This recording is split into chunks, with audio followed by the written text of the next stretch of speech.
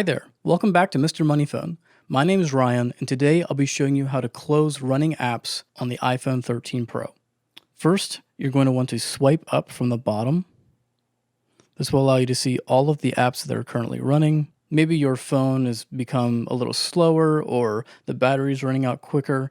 These apps that are running in the background could cause your phone to be using more power, and it could also be using up more of its CPU so that it will slow down. So if you're experiencing any issues like that, maybe try to close down all of the currently running apps that you have and start fresh. So to close these apps, all you have to do is swipe up, and that closes the app.